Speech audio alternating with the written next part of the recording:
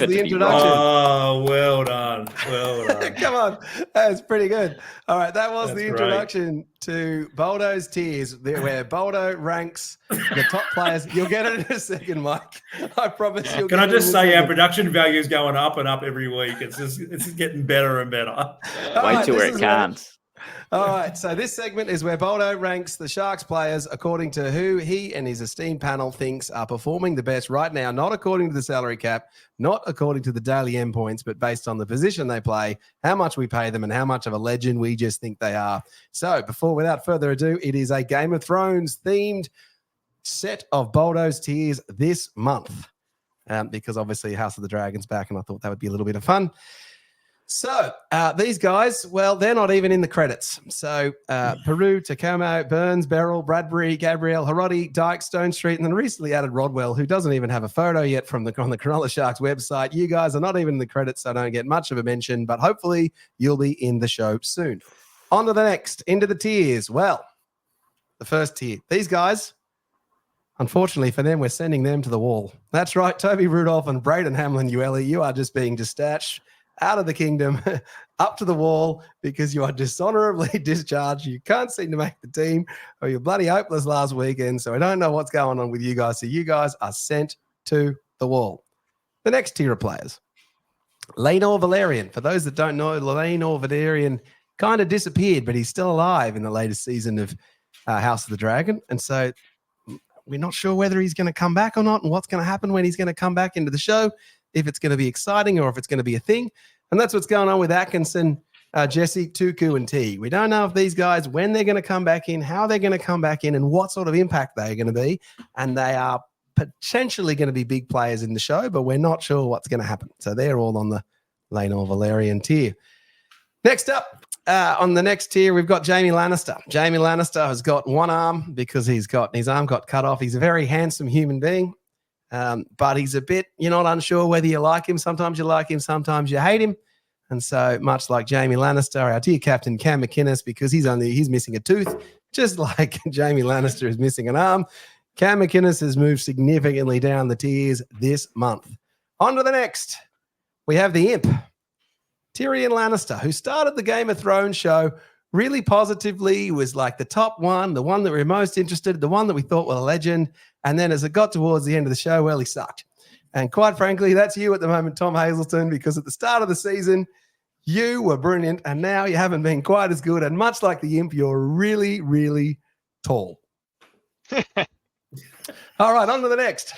Damon Targaryen, the ruthless but loose cannon. You're not sure what you're going to get with Damon Targaryen. He's a little bit loose. And on that row, we've got Williams, Braden, Kaoliro, Jesse Raymond, and Kafusi. This one's a pretty stacked kind of list because these guys kind of go missing, just like Daemon Targaryen goes, but then sometimes he comes back and he just wins battles for his queen wife. So he's kind of a hot and cold kind of character. So that's why we've got these guys on the Daemon Targaryen list. On to the next, the King's Council. There we've got Littlefinger and Varys from Game of Thrones there. Pretty useful characters, pretty helpful to the king and the important players, but they're not like absolutely critical, and sometimes they kind of go missing. You're not sure what they're kind of doing. So this is the King's Council, but pretty important characters in Game of Thrones. So they are Varys and Littlefinger, that being Blake Brayley, Will Kennedy, and Sione Katoa. On to the next tier. Well, we've got the gorgeous, beautiful Daenerys Targaryen. And taking the position of Daenerys Targaryen, we have Nico. Why? Because Nico, like Daenerys, is beautiful.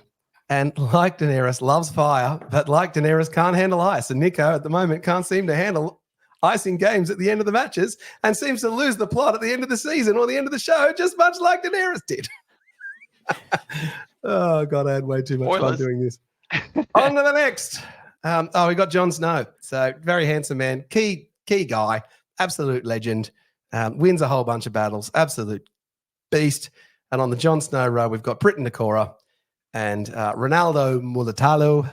And because these guys are just absolute legends, everyone loves Jon Snow, and these guys are there. On to the next, we have Valor, the largest, biggest, baddest dragon in the land. And the biggest, baddest dragon in the land is Seo Sifatalakai, because the final boss is just big, bad, just difficult to deal with, and the most powerful, and not someone you want to come up against, which leads us to who is the king? Who is sitting on the throne? Who is the top Sharks player right now? And as we know in Game of Thrones, the king frequently changes and they get knocked off every couple of weeks. And so much like Game of Thrones, the current king, well, it's King Royce. And so King Royce, based on the form of the last couple of weeks, is the top Sharks player right now, according to Boldo's tiers. I think this might be the best one of these that I've done yet.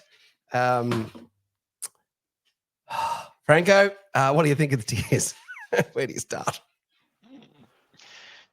Oh gosh. Well, ignoring the reasons for why they are where they are, certainly Cam McInnes should be a little bit higher up the chain. Lannister, he was pretty crucial towards the end there, and I think I think you're doing McInnes a dirty by keeping him that low. He should be a bit higher up than that. But yeah, a good list, mate. Well done. Anyone you'd move lower? Well, I mean, I would probably push him above Jon Snow. So he comes in above, well, maybe not, above Daenerys, the Mother of Dragons. He gets up above there. So slide everyone else. You reckon down he's better than Nico? Yeah, at the moment he is. Yeah, he's been busting a gut. He even, if you want to include the Origin performance, he did really well there. So excusing the one dropped ball on the weekend, he's been killing it. So, yep, absolutely. Williams, who would you move up and down? For those that aren't fans of Game of Thrones, I'm one of them, probably in the minority in the entire world. It's crazy. I've seen a few episodes. I'm aware of what it is, but I thought we'll go talking about Hunger Games initially, so I was waiting for, I don't know, what's his name? Katniss Everdeen. Katniss Everdeen, or who's the guy that just died? Donald Sutherland to rock up. So we're talking about President Snow. Kravitz. Game of Thrones, not Hunger Games. But so I definitely put Cam much higher. I think that if you look at tiers right now, if we lost Cam, I think our forward pack would be in all sorts. And I genuinely think, agree with Franco, apart from the loss, the drop ball the other day, that he should be ranked much higher.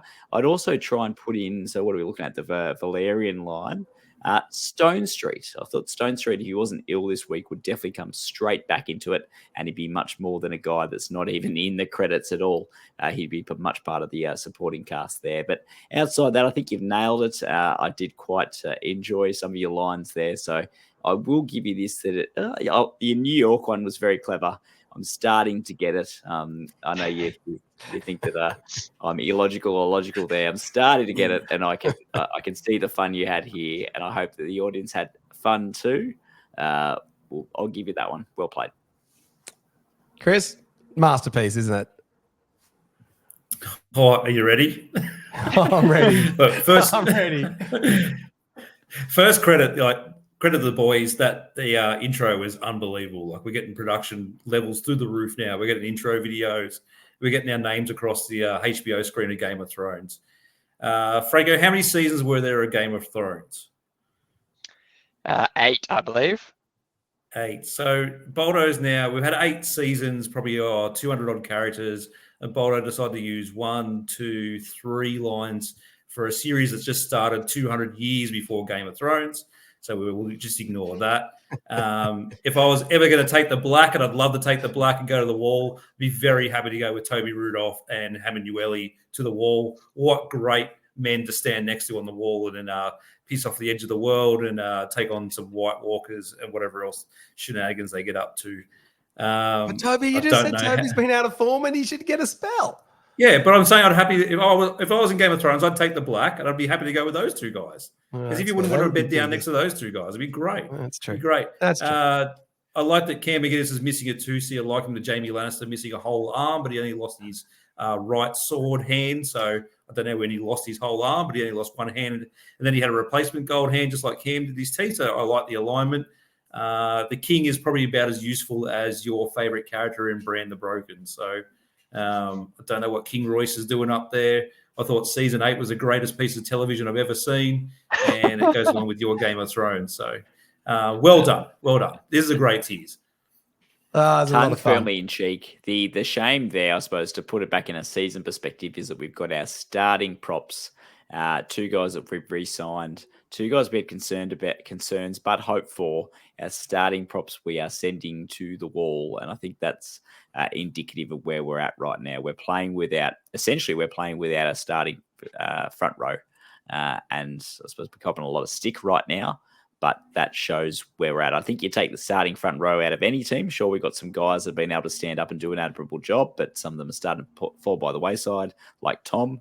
That I think distills it best for me, looking at, okay, that's why we're not going as well as we could or should be. So, because Toby Rudolph and Hamlin Ueli really should be sitting above the Damon Targaryen row, really. Yeah. And that's where we were hoping that they would be. And if, if I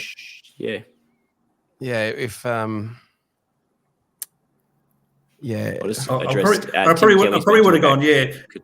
Katoa's in there. Katoa's in the King's Council. King's Council. Yeah, I think he probably means he wants him as the king. But I was just about to say that I'd probably swap. Nicara, leave him as his own bloke in Jon Snow. Bring Ronnie down onto the council and find his own spot for Katoa, maybe a Brianna Tarth or something like that. So. Or maybe even it comes back to that Katoa. I think Ronnie is better than Katoa. We talked about this a lot. At the moment? I'd have talked about it before. Ronnie's not in the top 10 try scorers at the moment. Yeah, but that's because Katoa is. Kale Lero's not passing in the ball, and Ronnie keeps getting assists.